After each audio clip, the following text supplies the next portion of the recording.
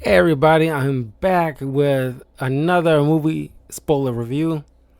Now, I only just saw this yesterday, and it piqued my curiosity because I saw so many commercials about it. But it's Heads of State, not to be confused with a Chris Rock film, Head of State singular. This movie stars John Cena and Idris Elba, uh, and it's kind of like a not buddy cop film, more like buddy heads of state film. It has some great community timing. You just see Bloodsport and Peacemaker work together again.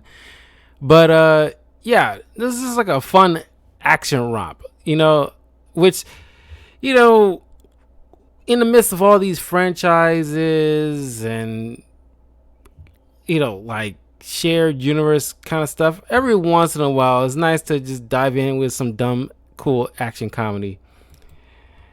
So this is directed by Ilya Nashuler, and once again stars John Cena as Will Derringer, the President of the United States, Idris Elba as Sam Clark, the Prime Minister of the UK, Priyanka Chopra Jonas as Noel Bassett, senior MI6 agent, Jack Quaid as Marty Coomer, CIA officer, Patty Considine as Viktor Gradov, a Russian arms dealer, Stephen Root as Arthur Hammond, a hacker, Carla Gugino as Elizabeth Clark, the VP, Sarah Niles as Simone Bradshaw as the Chief of Staff, Richard Coyle as Quincy Harrigan, Downing Street Chief of Staff, Claire Foster as Kat Derringer, the First Lady.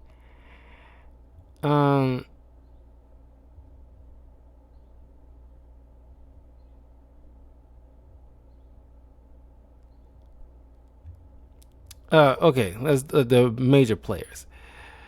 So, the movie begins, not too long after Derringer, a former action movie star, is elected as president. And I kind of like they kind of left it ambiguous of if he's Democrat or Republican, because that's not really the point. And also, nobody ultimately cares or would ultimately care.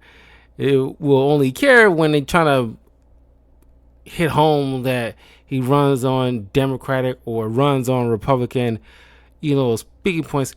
Do not want to raise any kind of grievances from anybody. We try not to make it, too political. This is just like a action, romp of a movie. Very Die Hard esque, Of course, everything's almost like Die Hard esque if you, write it in that way. But this gets very Die Hard, cross country Die Hard esque. And and of course, it's hilarious because you got this movie star being in action, being a president. Now, of course, Trump isn't the first person to do this. Of course, you remember Ronald Reagan, if you know your history, was also a movie star before he became president of the United States. And it's ironic that both of those people are Republican. So, like I said, it's smart they didn't bring up what political party he is affiliated with, because you don't want this movie polarizing. You don't want that. You don't want it turn into another Snow White acolyte BS thing and tank your freaking film. So, Derringer, a very action movie type of name, is like a good, fun-loving kind of guy. Family-oriented.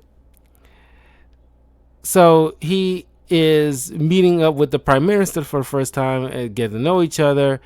And of course, Clark is very, I won't say reserved, but he takes no nonsense. He's the straight guy in this.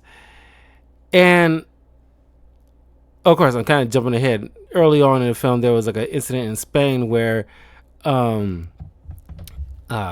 want to call her Priyanka Chopra, where Noelle Bassett, her team, MI6 team, gets annihilated while trying to track down this arms dealer, and she gets wounded in the process, presumed dead. But of course, she's laying undercover until she manages to find this guy. Anyway, as these two kind of, the prime minister and the president starts bickering amongst each other, and it's just hilarious because neither one just like each other, because Clark thinks Derringer is an idiot and Derringer thinks this guy is too uptight. And of course, Clark always making these little subtle jabs about, Derringer is like, fake action star.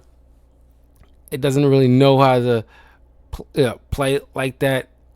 And Derringer in retort is like you say like you serve, but like you're not really like. It's insinuated that he's not like this big time war hero kind of thing. He's just like a normal vet that didn't really do much, but still more than he can say for himself, because he never really trained, even though you see him utilizing guns pretty effectively.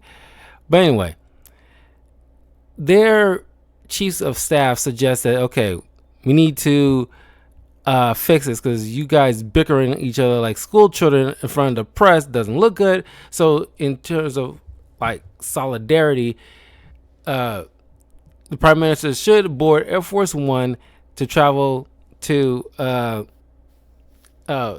join at the NATO summit in the coming days. So they reluctantly board Air Force One together. Eventually, it gets hijacked by the arms dealer's men, and it's beautifully shot, mind you. And this is like direct to Prime Video, so like they got the pretty good budget. What was the budget on this? Oh, doesn't say. But you can pretty much easily look it up. But anyway, I love this scene where this guy who's playing one of the Secret Service agents, which, by the way, you would think they would be more skilled when it comes to these movies like this, where it's dealing with like the president, get him to safety, blah blah blah. You would think these Secret Service agents, who are no joke, mind you, would be on the level of Navy SEALs, where they have impunity to just hurt you in ways is just like mind blowing, because they have to protect the president. Unless you are a small child, they will stomp the hell out you, and if need be, just straight out kill you with impunity. And you'll think these guys will be like an insane level of skill, and they get murked by just a couple of at least one assassin, or not assassin, but like a hijacker. But it's just like, it's kind of moves like this.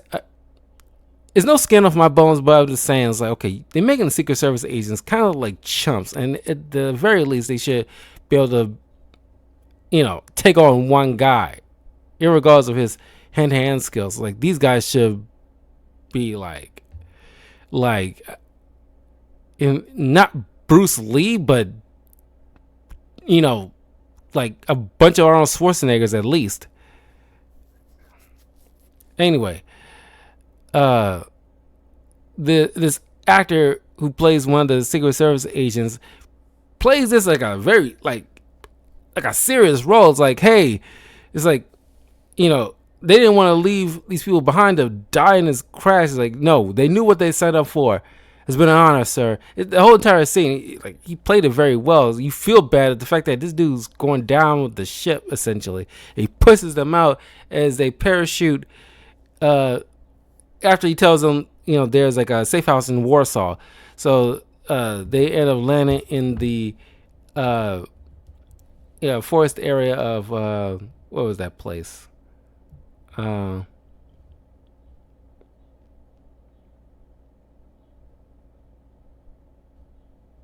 Belarus. So while they're like sniping at each other, um, they meet up with this Belarusian woman who gives them a ride in her sheep herded truck to Warsaw. And I kind of have expected that the president and the prime minister will really like do her like a, as payback for giving them a lift. They should like fund her little small ranch. Just make sure she is set, because like you risked your life to help the prime minister of the UK and the president of the United States out on like a because they can't really notify anybody that they survived, because the whole world's in turmoil now, because everybody's like, oh my god, the POTUS and the prime minister is seemingly dead. What are we gonna do? So now their stand-ins, like the VP and whoever's like the next runner-up for the prime minister in case something happens, they had to step up. Uh, so Derringer and Clark meet up with this CIA operative played by Jack Quaid, who notifies them about what's been going on. It seems that the Russian arms dealer is this is only step one. He wants his hacker to be able to get it inside as the VP steps in to activate the coordinates that house this kind of secret info, to kind of have them reset everything for her. That is linked to Echelon, is a global defense program kind of thing. They hack inside, so now they get all the information from these different countries and all their dirty little secrets, which they immediately release, onto the internet where everybody can see. And it's all every country's dirty little secret that they pull to one another, despite the fact that this is a NATO summit. Many different countries, have all these partnerships and working together for the betterment of the world. So now all their dirty little secrets that these supposed allies have done to one another in the past, now it's like, okay, that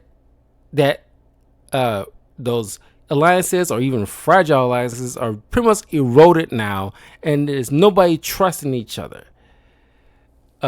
So now everybody's pretty much out for themselves in a way.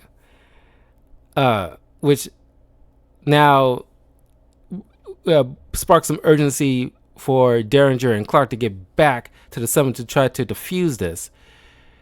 But then once the arms dealer Gustav, I keep wanting to say Gustav, right? Gradov finds out they're still alive, not one of his plans to get upended, sends his henchman and hench lady Olga and Sasha, the guy's name is Sasha, to go finish off the job. Jack Quaid's character Comer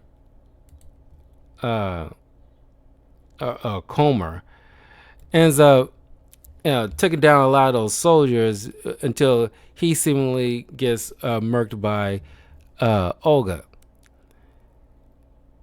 And they end up running out through the secret back way, where they run into Bassett, who in like a hilarious little montage. They throw in a little, comedic little effects here and there, where also this girl is, she had a little cute thing where she likes to uh make puns, and it's cringy puns, but the best kind of cringe.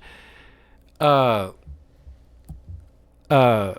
which annoys Clark. And turns out these two had like a romantic kind of thing in the past before he started running for prime minister. You see this little montage of how she got from Spain all the way to here, whereas at one point she had to stop to do some kind of Belgian Oktoberfest type of dance thing. I'm not sure what the heck is going on, but it's like you stop all the way just to do that. It's kind of funny.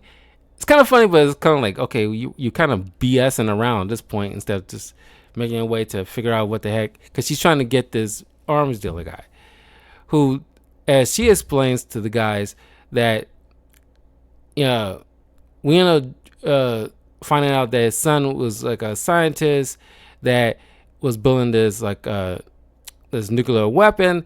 They end up bombing that facility. He was among the dead, so now his father is looking for revenge.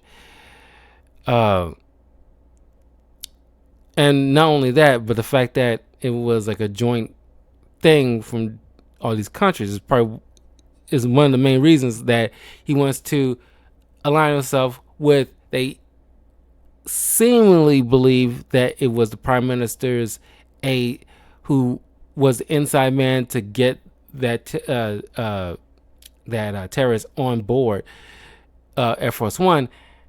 Turns out it was the American VP.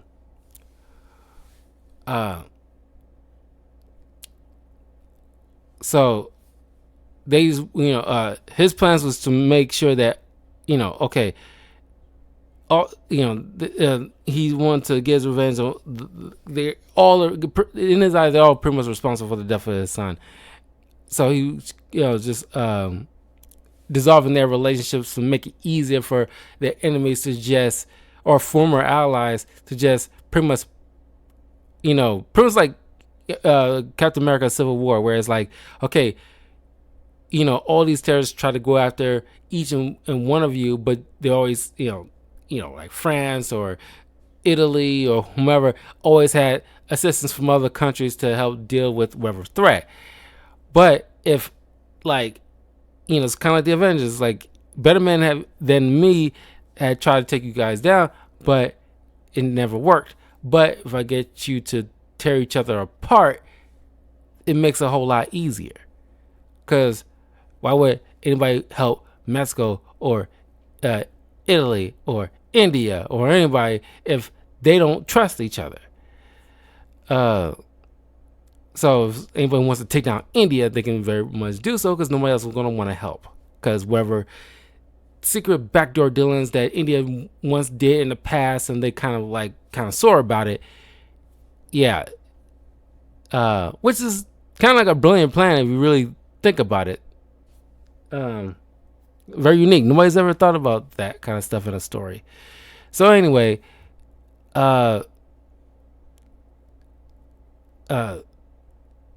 once Hammond figured out that these guys are boarding a train, he takes one of the assassins, ends up murking him, but he gets wounded in the process. And he tells them this secret location where he they could be off the grid without Gradov wouldn't be able to track them. Well, of course he did. It was still like the whole point of that if he ends up tracking them anyway. But they end up going there and finding out that it was the VP who is, running the show, because as you find out later, she thinks this whole NATO alliances thing is nothing but a complete joke. We never really get further into depth as to why, she's, think this way. She just ultimately just doesn't believe it. I guess more so self-interest more than anything else. So while Clark fends off all these soldiers, he seemingly dies, but quickly joins the party after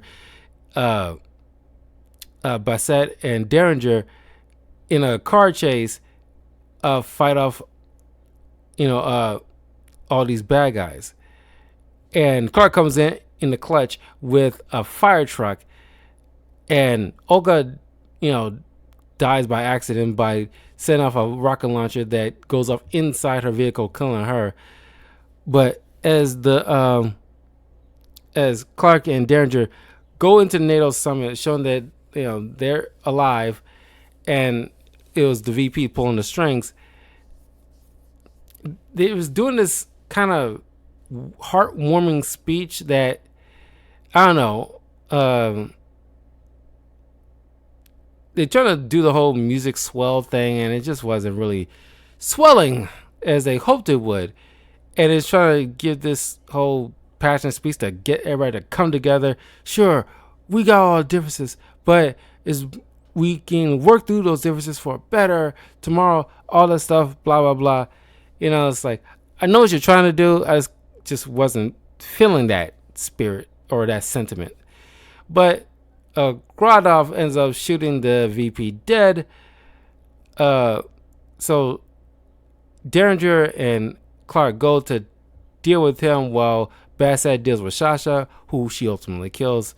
And Clark and Derringer team up, take down Gradov as he's boarding his helicopter.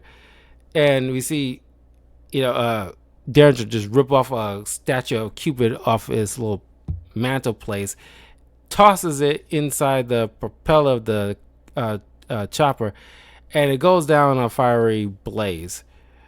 As Clark offers himself as like a distraction as he gets harpooned in the shoulder.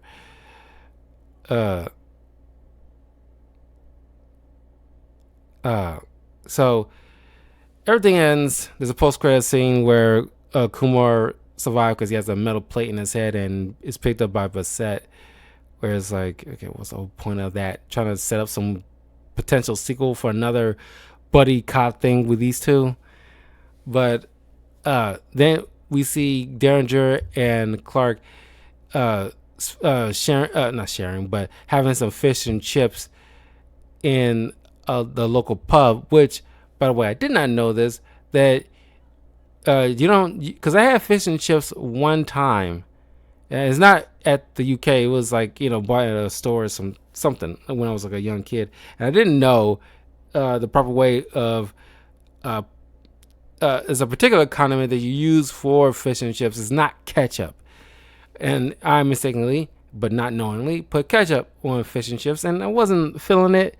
But I guess if I ever visit like London, I want to have proper fish and chips and eat it the proper way. Because when you visit a different country, you want to enjoy certain meals and drinks of the native land their proper way. You're in their house, you try the things that the way they try it. So I would like to have proper fish and chips. Anyway, and that was Heads of State. Just a fun little action romp. Highly recommend. Just enjoy it, especially if you're in that headspace where you just don't want to deal with like any shared universe franchise, remake, reboot, requel crap. Enjoy movies like this. It's very rare we get like an original film, so we should enjoy it and praise it as we get them.